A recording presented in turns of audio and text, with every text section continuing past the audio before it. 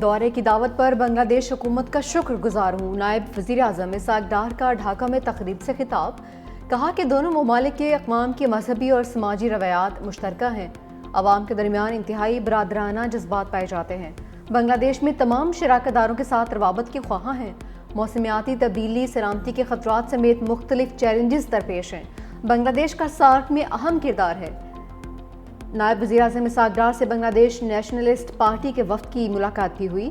رہنماؤں کا دو طرفہ تعلقات کی مضبوطی کا اعادہ، سارک کی اہمیت سمیت علاقائی تعاون پر بھی بات چیت۔ اسحاق ڈار سے جماعت اسلامی بنگلہ دیش کا وفد بھی ملا۔ قیادت نائب امیر ڈاکٹر سید عبداللہ محمد طاہر نے کی۔ ملاقات میں پاک بنگلہ دیش تعلقات کو مزید مضبوط بنانے پر گفتگو۔ ماتلی ضلع بدین میں ایک بے گناہ شہری کا قتل ہوا۔ 8 جولائی کو 4 ملزمان عمیر اصغر، سجاد، عبید اور شکیل کو گرفتار کیا۔ تفتیش کے دوران ان کے راز سے لنکیجز ثابت ہوئے۔ یہ ثابت ہوا کہ اس ساری کارروائی کا ماسٹر مائنڈ ایک خلیجی ریاست میں رہائش پذیر بھارتی خفیہ ایجنسی کا ایجنٹ اور ہینڈلر سنجیو کمار عرف فوجی یہ ملوث تھا۔ کراچی میں بدنام زمانہ بھارتی خفیہ ایجنسی را کا نیٹ ورک پکڑا گیا۔ Additional I G C T D Azad Khan نے میڈیا کو بتایا کہ بدین کے رہائشی عبدالرحمان کے قتل کی تفتیش سے بھارتی نیٹ ورک کا سراغ ملا۔ سی ٹی ڈی سندھ اور وفاقی حساس اداروں نے مشترکہ کارروائی کی۔ 8 جولائی کو را کے 6 کارندوں کو گرفتار کیا گیا۔ را نیٹ ورک کا ماسٹر مائنڈ سنجیو کمار اور فوجی ہے جو ایک خلیجی ملک میں مقیم ہے۔ ایڈیشنل آئی جی نے بتایا کہ را نے علیحدگی پسند تنظیم کو سہولت کاری کے لیے استعمال کیا۔ ملزموں کی ٹریول ہسٹری بھی حاصل کر لی گئی۔ مقتول عبدالرحمان کا کسی سیاسی یا مذہبی جماعت سے کوئی تعلق نہیں، وہ زمیندار تھا اور بے گناہ نشانہ بنایا گیا۔ ٹرمپ کا ٹیرف کاٹ شنکر آؤٹ آف کنٹرول۔ بھارتی وزیر خارجہ نے امریکی صدر کو منہ پھٹ قرار دے دیا۔ کہا کہ ٹرمپ سوشل میڈیا پر عالمی رہنماؤں کو مخاطب اور تجارتی معاہدوں پر تنقید کرتے ہیں۔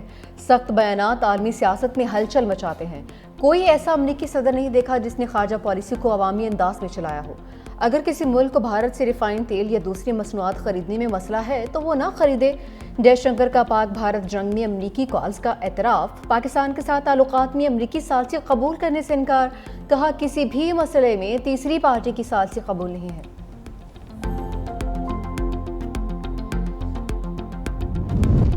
بھارت کے ساتھ جب بھی بات ہوگی برابری کی بنیاد پر ہوگی۔ وزیر داخلہ محسن نقوی کا اعلان۔ کہا ایسا نہیں ہو سکتا کہ ہم کسی سے برابری کی بھیک مانگیں اور وہ وقت گزر گیا ہے۔ مزید بولے کسی کو ٹیم میں شامل کرنے اور نکالنے میں میرا کوئی کردار نہیں۔ سلیکشن کا فیصلہ ایڈوائزری اور سلیکشن کمیٹی کرتی ہے۔ توقع ہے کھلاڑی ایشیا کپ میں اچھی پرفارمنس دکھائیں گے۔ قومی ٹیم بھارت کے خلاف بھی بہترین کھیل پیش کرے گی۔ گزارش ہے ٹیم پر غیر ضروری تنقید سے گریز کریں۔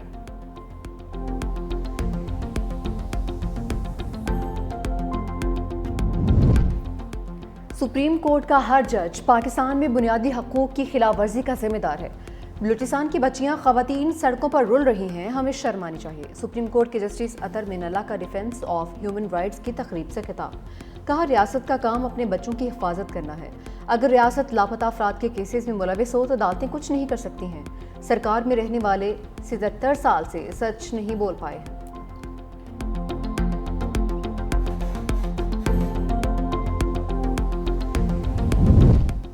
علیمہ خان کے بیٹے قانون کی گرفت میں 9 مقدمات میں دوسرا بیٹا بھی 5 روزہ ریمانڈ پر پولیس کے حوالے۔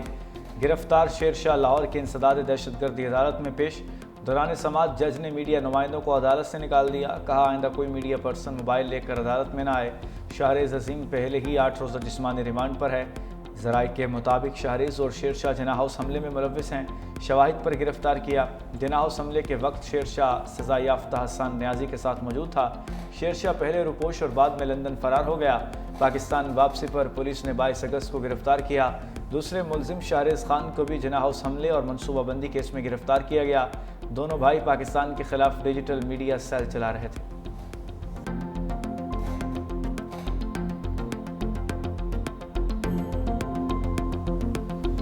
شیرشاہ اور شہریز اس وقت دونوں پولیس کی کسٹڈی میں ہیں۔ ان کا جرم کیا ہے؟ ان کا جرم یہ ہے کہ وہ عمران خان کے بھانجے ہیں۔ ان کا جرم یہ ہے کہ وہ عمران خان کی فیملی ہیں۔ دونوں بیٹوں کا جرم یہ ہے کہ وہ بانی پی ٹی آئی کے بھانجے ہیں۔ علیمہ خان کی میڈیا سے گفتگو، کہا کہ کسی دباؤ میں نہیں آئیں گے، حکومت گھبراہٹ کا شکار ہے، ایسے فیصلوں سے یہ ڈوب رہی ہے۔ حکومت اس طرح کی کارروائیوں سے فیملی پر دباؤ ڈالنا چاہتی ہے تاکہ بانی پی ٹی آئی کو مزید دبایا جا سکے۔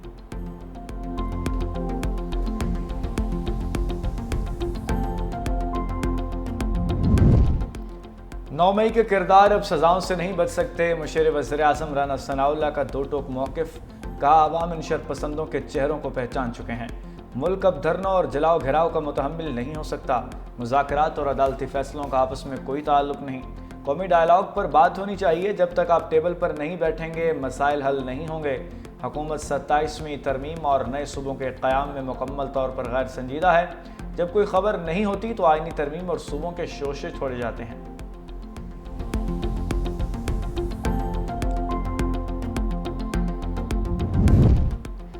9 مئی کو رانا ثناء اللہ کے گھر پر حملے کا کیس، انسداد دہشت گردی عدالت نے مقدمے کا ٹرائل مکمل کر لیا، کیس کا فیصلہ پیر کو سنایا جائے گا۔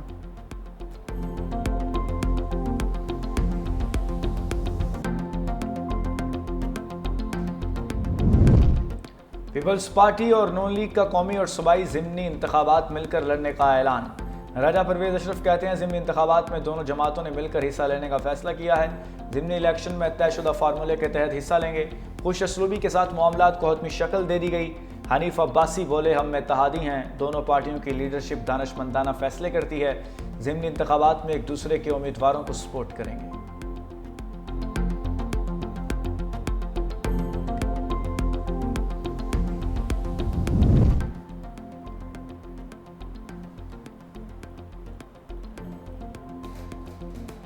حالیہ بارشوں اور سیلاب سے متاثرہ لوگوں کی مدد قومی فریضہ ہے، وزیر اعظم کا عزم، گلگت بلتستان کے علاقے غزر میں سیلابی صورتحال پر خصوصی احکامات، کہا کہ متاثرین کے ریسکیو اور امداد کے بعد ان کی بحالی کا کام شروع کیا جائے گا، تمام متاثرین تک طبی امداد اور امدادی سامان کی فراہمی کو ہر حال میں یقینی بنایا جائے، دریاؤں، ندی نالوں اور پانی کی قدرتی گزرگاہوں کی گرد تعمیرات کو روکنے کے لیے قومی سطح پر مہم چلائیں گے، سیلاب کی اطلاع دینے پر غزر کی رہائشی وسیعت خان کو خراج تحسین پیش کیا، کہا کہ وسیعت خان کا بروقت مطلع کرنے پر جانی نقصان سے بچنا ممکن ہے۔ بینظیر بھٹو کا وعدہ تھی کہ وہ روٹی کپڑا مکان دے گی، تو میں بہت خوش ہوں یہ دیکھ کے کہ سندھ حکومت، پیپلز پارٹی کی حکومت وہ وعدہ پورا کر رہے ہیں، اور آپ سب کا گھر یا بن گئے ہیں یا بن رہے ہیں، اور ان گھر کے ساتھ ساتھ جو سب سے اہم بات ہے کہ جو مالکانہ حقوق ہے، جو صنعتیں ہیں، وہ ہمارا کوشش ہے کہ ہم آپ کا نام کریں، خاص طور پہ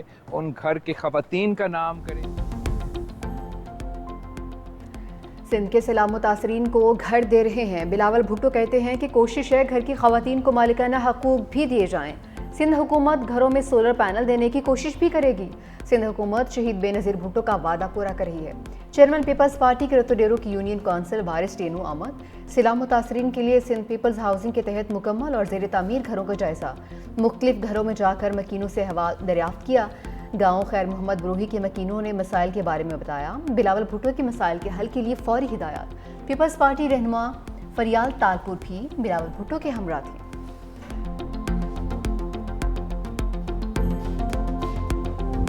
غزر میں گلیشیئر پھٹنے سے متاثرہ گاؤں میں تباہی کے مناظر، گاؤں تاللاس کے مکین خیمہ بستی میں منتقل، وزیر اعلیٰ گلگت بلتستان کا متاثرہ علاقے کا دورہ، امدادی کارروائیوں کو جائزہ لیا، متاثرین سے بھی ملے، پانی اور بجلی، رابطہ سڑکیں ہنگامی بنیادوں پر بحال کرنے کی ہدایت، وفاق سے مدد مانگ لی، بر وقت اطلاع دے کر انسانی جانیں بچانے والے چرواہے کو نقد انعام اور سرٹیفکیٹس دینے کی ہدایت، غزر دائن میں امدادی کام کرنے والے نوجوان کو بھی انعام سے نوازا گیا، ضلع شگر میں شاہراہ کیٹو کی مسلسل بندش، نواحی گاؤں برالدو کے سینکڑوں افراد کئی روز سے محصور، خوراک اور ادویات کی بنیادی سہولیات بھی نایاب۔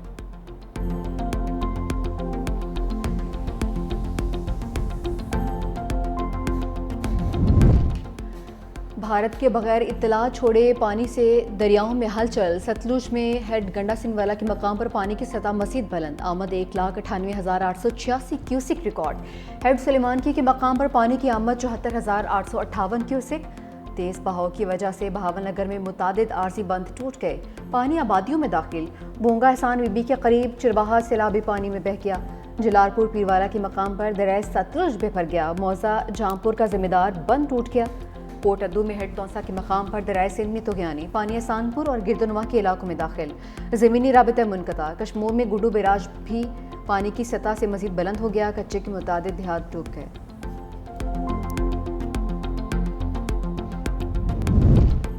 शहर कायद में बादलों की गरज बरस, न्यू कराची, सुरजानी, नॉर्थ नाजिमाबाद, लियाकताबाद और यूनिवर्सिटी रोड पर हल्की हल्की बारिश। गुजरात में तेज़ बारिश से नशेबी इलाकों में पानी जमा। सियालकोट और लाला मूसा में बारिश। NDMA की 30 अगस्त तक शदीद बारिशों की पेशगोई। मुल्क भर में सैलाबी सूरत हाल का अलर्ट जारी। पंजाब, खैबर पख्तूनख्वा, गिलगित बल्तिस्तान, आज़ाद कश्मीर में तूफ़ानी बारिशें मुतवक्के। नशेबी इलाकों में सैलाब और पहाड़ी इलाकों में लैंडस्लाइडिंग का खतरा बढ़ गया।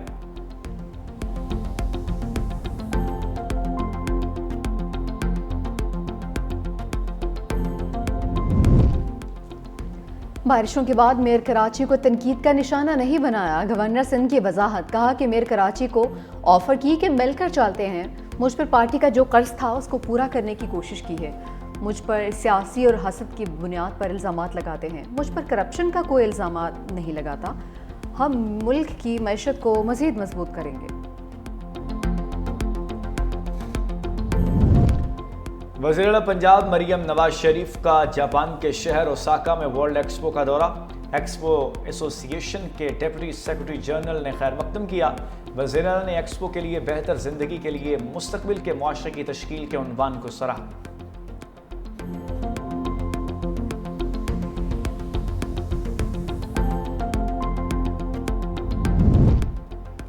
मार्के हक़ के बाद अब मार्के मैशत की बारी है। ताजी रहनुमा असम तनवीर का फैसलाबाद में तकरीब से खिताब, कहा दुश्मन की गलत हरकत पर पाक अफवाज ने सबक सिखा दिया। मार्के मैशत की जंग हमने लड़नी है, हमारा हदफ $100 अरब बरामदात है। गुर्बत और महंगाई पर काबू पाना हमारा हदफ है।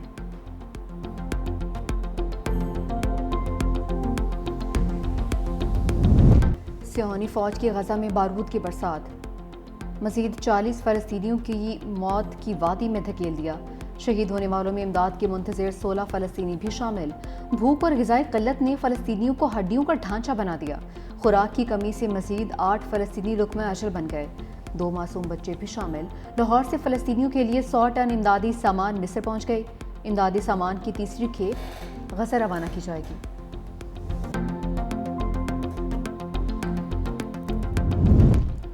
फ़लस्तीन में अमन कोशिशों को नाकाम बनाने की मुनज़्ज़म साजिश बेनकाब, साबिक़ तर्जुमान अमरीकी महकमा ख़ारजा मैथ्यू मिलर ने हकीकत बता दी। कहा बाइडन इंतज़ामिया ने इसराइल की जानिब से जंगबंदी रोड मैप फराहम किए जाने का झूठा ऐलान करके दुनिया को गुमराह किया। हमास मुस्तकिल जंगबंदी चाहता था लेकिन इसराइल ने इनकार किया।